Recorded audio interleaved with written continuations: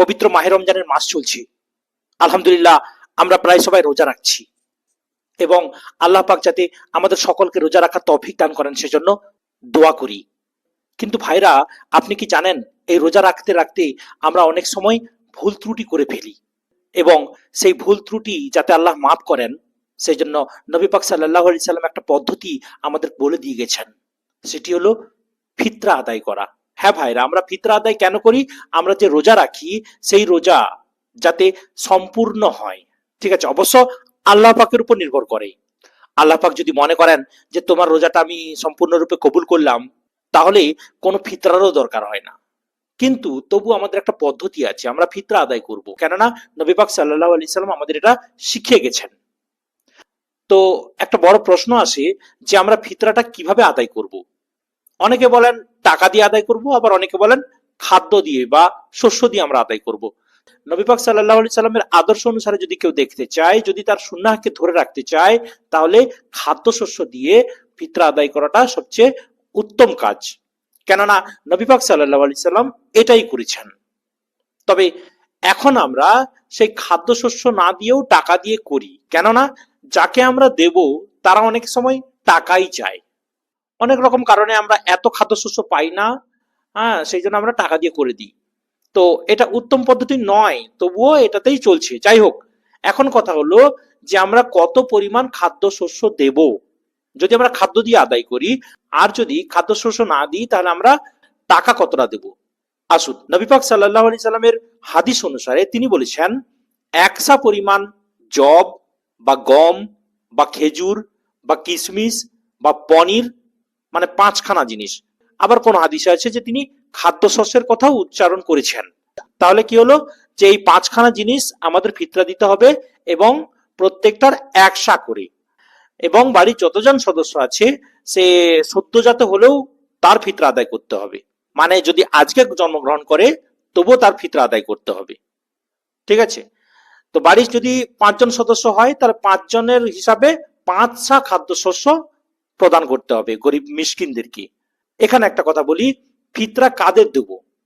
ফিতরা তাদেরকে দেব যাদের ঘরে একদিনের খাদ্য জমা থাকে না।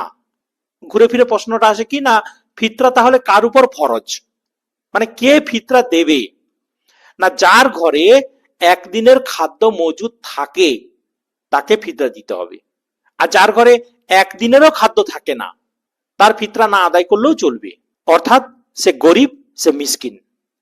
এখানে একটা প্রশ্ন আসে, যদি এইরকম ধরা হয় তাহলে হয়তো দেখা যাবে একটা গ্রামে কেউই নাই, যে একদিনেরও খাদ্য জমা নেই, আজকালে কোনো মানুষেরই নেই। হয়তো 2-4টা থাকতে পারে, ঠিক আছে। তো এত কিছু দেখতে গেলেও আবার হবে না, তাহলে অনেক গরিব মানুষের আবার হক নষ্ট হয়ে যাবে। মোটামুটি গরিব মিসকিনদেরকে আমরা ফিতরা দেব। তো কতটা দেব?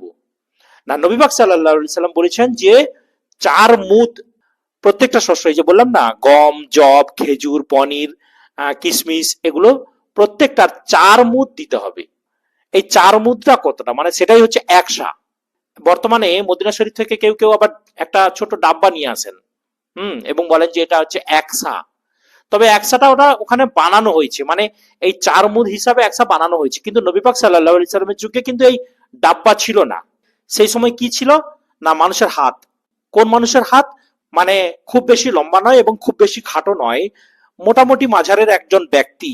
অবশ্য আরব দেশের মানুষ মানে একটু লম্বা চওড়া হয়, ঠিক আছে, তার মধ্যে মোটামুটি একজন ব্যক্তি, যেটা আমাদের ভারতবর্ষে বা বাংলাদেশে যদি দেখা যায় হয়তো 5.5 ফুট থেকে 6 ফুটের মতো এরকম একজন ব্যক্তি। সেই ব্যক্তির 1 মুদ কতটা হবে দেখাচ্ছি। 1 মুদ বলতে এই যে আমরা হাতটা করলাম, দেখুন ভাইরা, এই যে হাতটা করলাম এটাকে আমাদের আঞ্চলিক ভাষায় বলা হয় পোষো। আপনাদের ভাষায় কি বলে জানি না। এইভাবে যে আমরা হাত করলাম, এই হাত করে আমরা যতটা পরিমাণ চাল, গম এসব কিছু তুলতে পারবো, ব্যাস, সেটা হচ্ছে 1 মুদ। 1 মুদ তুললাম, এইভাবে 4 মুদ তুলে যে পরিমাণ চালটা আসবে বা যে পরিমাণ গমটা আসবে, যে পরিমাণ খেজুরটা আসবে, যে পরিমাণ পনির আসবে, যে পরিমাণ আপনার কিশমিশ আসবে, সেইগুলো হচ্ছে ফিতরা। বুঝতে পারছেন? এইটা হচ্ছে আমাদের ভাষায় বলা হয় 1 পোষো। আপনাদের ভাষায় হয়তো বলা হয় এটাকে আঞ্জুলি, 1 আঞ্জুলি। তো এইরকম 4 আঞ্জুলি মানে 1 ফিতরা, 1 সা মানে একজনের ফিতরা। তাহলে 4 মুদ দিয়ে 1 ফিতরা, আর 5 জন যদি সদস্য থাকে 5 4 20 মুদ দিতে হবে, মানে আপনার 5টা ফিতরা আপনি আদায় করলেন। এবার আসুন, আপনি গমের দিয়ে দিবেন না চালের দিয়ে দিবেন না কিশমিশ দিয়ে দিবেন না খেজুর দিয়ে দিবেন না পনির দিয়ে দিবেন, সেটা আপনার রোজগারের উপর নির্ভর করে, আপনার মানসিকতার উপর নির্ভর করে, আপনার মনের উপর নির্ভর করে যে আমি কোনটার উপরে ফিতরা আদায় করব। দেখুন ভাইরা, এটা কিন্তু অনেক আলেম বলে না, শুধু আলেম নয়, বিভিন্ন মাদ্রাসা থেকেও প্রকাশিত হয় যে ওই শুধুমাত্র গম, জব গম চাল এইগুলোতেই মানে প্রকাশ করে দেয় যে চালের এত পরিমাণ, গমের এত পরিমাণ, কিংবা জবের পরিমাণ, এই পরিমাণের উপর নির্ভর করে ফিতরা আদায় দিবে। আর রসুল পাক সাল্লাল্লাহু আলাইহি সাল্লাম তো খেজুরের কথাও বলেছেন, পনিরের কথাও বলেছেন। তো এগুলোকে কেন ধরা হয় না? কেন ধরা হয় না? ওই একটাই কারণ, চালাকি। মানুষ এখন চালাকিতেই ভরপুর। ঠিক আছে, হাদিসে বলা আছে 5টার মধ্যে যে কোনো একটা। তো মানুষ কোনটা ধরছে? যেটা কম দাম, দামিটা কেউ ধরছে না। তার কোটি কোটি টাকা থাকলেও সে ধরছে না। এটা যে কেন হয় আমার মাথায় আসে না। হয়তো কারো কোটি কোটি টাকা আছে, কোটি কোটি টাকা, তিনিও কিন্তু এই চালের বা গমের হিসাবে ফিতরা আদায় করে। কেন? মানসিকতা বলে কিছু নেই। আপনি হয়তো বলবেন যে এটাই তো নিয়ম, নিয়ম তো 5খানা, 5টা জিনিসের তো নিয়ম আছে। আপনার কোটি কোটি টাকা আছে, আপনার তো টাকা মানে ধরাতে পারছেন না, তবুও আপনি ওই খেজুরের হিসাবে কেন দেননি, পনির হিসাবে কেন দেননি? কত টাকা চলে যাবে আপনার? যদি পনির হিসাবে ধরি, তাহলে হয়তো আপনার একটা ফিতরা 1000 টাকা হবে। আপনার বাড়িতে হয়তো 4 জন আছে, কেন এখন আবার বেশি সদস্য থাকে না। হ্যাঁ, একটা ছেলে একটা মেয়ে, ব্যাস। কারো কারো বাড়িতে তো শুধু একটা ছেলেতেই শেষ করে দিচ্ছে। তাহলে 3 জন, 4 জন, 4 জনে 4000, আপনার আছে হয়তো 40 কোটি টাকা আছে, আপনি পনির দিয়ে দিবেন না কেন? চাল গম দিয়ে কারা দেবে? যারা চাল গমের লোক। তাহলে এই সমস্ত 5টা জিনিসের যে কোনো একটা আপনি ফিতরা আদায় করবেন। কতটা দেব? ওই যে বললাম, আপনি যদি হাতকে এইভাবে করেন, এর 4টা, মানে 4 আঞ্জুলি বা 4 পোষো আপনি সেই খাদ্যশস্য দেবেন, একটা ফিতরা। তো এইটা কতটা পরিমাণ দাঁড়ায় সেটা তো একটা আছে। তো যদি কেউ এইভাবে শস্য না দেয়, যদি কেউ এভাবে খাদ্য না দেয়, সে যদি টাকা দেয় তাহলে কত টাকা দেবে? একটা আনুমানিক হিসাব। কেন আনুমানিক বলছি? কেননা এটা হচ্ছে একটা আয়তন। এই যে আমরা এরকম ধরছি না, এটা একটা আয়তন, মানে এটা একটা পরিমাপ, যে এতে যত ধরবে, এটা একটা আয়তন হিসাবে ধরা হচ্ছে, কিন্তু এটা কেজি হিসাবে নয়। কিছু জিনিস হালকা, কিছু জিনিস ভারী, এরকম বিভিন্ন রকম হতে পারে। সেই ক্ষেত্রে কি হচ্ছে, চালের ক্ষেত্রে কখনো হয়তো 2 কেজি দাঁড়াচ্ছে, কখনো 2.5 কেজি দাঁড়াচ্ছে, কখনো 1800 পর্যন্ত দাঁড়াচ্ছে। আমি একটা ভিডিওতে দেখছিলাম 1822 গ্রাম এরকম 4 বার নিয়েছে, খুব বড় একটা মানুষ, মানে লম্বা চওড়া আছে। তো সে যাই হোক, 2 কেজি 2.5 কেজি এরকম করে দাঁড়ায়। গমের ক্ষেত্রে ওই 100 200 এদিক ওদিক হয়। আর খেজুরের ক্ষেত্রে হয় 2600 2700 এরকম করে দাঁড়ায়। তো সব মিলে মোটামুটি একটা 2.5 কেজি, একটা মানে কম বেশি করে 2.5 কেজি দেখা হচ্ছে যে এটা একটা পারফেক্ট মাপ হচ্ছে মোটামুটি। এটাও একটা মোটামুটি। তো মোটামুটিটা আবার ধরা হচ্ছে একটু বেশি পরিমাণে, কেননা চাল গম কিন্তু আপনি এভাবে নিলে 2.5 কেজি নিতে পারবেন না, 2200 2100 বা 2 কিলোতে ঠেকে যায়, তবুও আমরা 2.5 কিলো ধরি। তো 2.5 কেজি যদি হয়, তাহলে বর্তমান বাজারে চালের দাম কত? দেখুন, এখানেও আবার একটা স্ক্যাম হচ্ছে। কিরকম? হাদিসের উপর স্ক্যাম, ইসলামের উপর স্ক্যাম, নিজের উপর স্ক্যাম। সেটা কিরকম? চালের দাম 50 60 70 এখন এরকম তো দাঁড়িয়েছে, তাই না? তো আমি চাল খাচ্ছি 60 টাকা কেজি, ঠিক আছে, আর ফিতরা যখন দেয়া হচ্ছে তখন 40 টাকা কেজি দামের একটা হিসাব করছি। 40 টাকা, এখন তো আবার 40 টাকাও ধরে না। গত বছর আমি প্রায় 70 টাকা না 75 টাকা এরকম ফিতরা দেখেছিলাম। তো 30 টাকা ধরে, হয়তো 30 টাকা ধরলে 30 30 60 আর 15 মানে 75 টাকা। ফিতরা যখন দেবো তখন 30 টাকা চাল কেজি, আর যখন নিজে খাবো তখন 60 টাকা। এগুলো কিন্তু বেইনসাফি, এগুলো কিন্তু বেইনসাফি এবং অতি চালাকি। আল্লাহর কাছে কিন্তু ধরা পড়ে যাবেন। আল্লাহ পাকের বিচার কিন্তু খুব সূক্ষ্ম। এখন অনেক কিছু ওই সেন্সার আসছে না, সেন্সারে ধরা পড়ে যায় সবকিছু।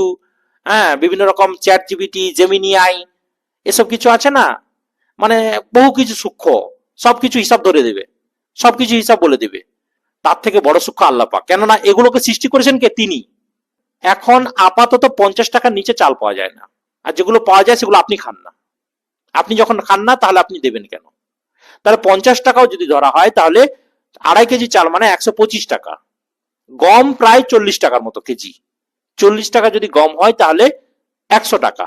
কেউ যদি গম দিয়ে দেবে তাহলে 100 টাকা, কেউ যদি চাল দিয়ে দেয় তাহলে 125 টাকা, কেউ যদি খেজুর দিয়ে দেয়, খেজুর 2.5 কিলো খেজুর দাম কত না 120 টাকা কেজি যদি ধরি, মানে সবচেয়ে নিম্ন মানে ধরছি। অবশ্য অবশ্য আমরা খেজুর খাই অনেক সময় দামি দামি খেজুর, তো সবচেয়ে নিম্নমান যদি 120 টাকাও ধরি, এগুলো অবশ্য পশ্চিমবঙ্গের হিসাব মতো আমি বলছি, তাহলে 300 টাকা। আর পনির দিয়ে যদি দেখা যায় কি হয়, পনিরের দাম 400 টাকা কেজি যদি হয় তাহলে 1000 টাকা। একটু আগে বলছিলাম না 1000 টাকা। তাহলে এইভাবে ফিতরা কিন্তু নির্দিষ্ট নয়, ফিতরা কি দিয়ে দেব সেটাও নির্দিষ্ট নয়, এবং কি দিয়ে দেখে কত টাকা দেব সেটাও নির্দিষ্ট নয়। আর আপনি বলছেন 75 টাকা 80 টাকা, কোথা থেকে পান এসবগুলো? সোজা কথা, চাল দিয়ে দিলে 125 টাকা, গম দিয়ে দিলে 100 টাকা, খেজুর দিয়ে দিলে 300 টাকা, আর উপরের আর যাচ্ছি না, সেগুলো একটু আগেই বলে দিয়েছি। যদি মন থাকে তাহলে খেজুর দিয়ে দেবে। তো চাল গম দিয়েও যদি দেয়া যায় 125 টাকা 100 টাকা হচ্ছে, মানে মিনিমাম 100 টাকা। আপনার হিসাব করুন, মিনিমাম 100 টাকা একটা ফিতরা, আর সেখানে 70-75 টাকায় চালিয়ে দিচ্ছে। তারপরে আবার কি 100 টাকা দিয়ে ফিতরা তো নয়। এই যেমন ধরুন আমি বলছি আমার 100 টাকা করে, মানে মিনিমাম আমি 100 টাকা করে ফিতরা দেবো, আমারই চলবে না। কেননা আল্লাহ পাক আমাকে মোটামুটি একটা কর্মসংস্থান দিয়েছেন। আমি যদি বলি সর্বনিম্নটা দেব, তাহলে কি করে হবে? এবং তার উপরে যদি বলি যে সমাজে চলছে তো 75 টাকা 70 টাকা, কেননা মুফতি সাহেব বলেছেন, মৌলানা সাহেব বলেছেন, মৌলানা সাহেব হোক মুফতি সাহেব হোক, সবচেয়ে বড় কথা 4 অঞ্জলি বা 4 পোষো কত টাকা হয়, এটাই হচ্ছে আসল নিয়ম। 2.5 কেজি চাল দাম কত? কেউ বলবে 70 টাকা, কেউ বলবে 75 টাকা, কেউ বলবে 125 টাকা। কিন্তু প্রকৃতপক্ষে আপনি কি খান, কত টাকার খান, সেটা হচ্ছে আসল কথা। এবং বাজারে ঘুরে ফিরে দেখুন 30 টাকার চাল পাওয়া যায় না। হ্যাঁ পাওয়া যায় রেশনের চাল। তাহলে কি আপনি রেশনের চাল হিসাব করবেন? তাহলে তো আরো জালিয়াতি করছেন। তো ভাইরা, অনেক কথা বললাম, ফিতরা আমাদের আদায় করতে হবে। সেই ফিতরাটা ওই যে আমি বললাম, টাকাটা আসল কথা নয়। আপনি 100 টাকা করে দিতে পারেন, 150 টাকা করে দিতে পারেন, 300 টাকাও দিতে পারেন। ওই যে বললাম, যদি আপনার থাকে আবার 1000 টাকা করে দিন, তাতেও কোনো অসুবিধা নেই। তবে আপনি যদি খাদ্যশস্য হিসেবে দেন, মানে একেবারে পুরো খেজুর যদি দেন, আপনি একদম মেপে মেপে যদি কাউকে দেন, কত গ্রাম কত কেজি উঠেছে দেখার দরকার নেই। 4 অঞ্জলি যদি আপনি দিয়ে দেন একজনকে, এবং একজনের পক্ষ হয়ে, তাহলে কিন্তু সবচেয়ে আসল ফিতরা আদায় হয় সেখানে। আল্লাহ পাক আমাদের বোঝার তৌফিক দান করুন, আমিন।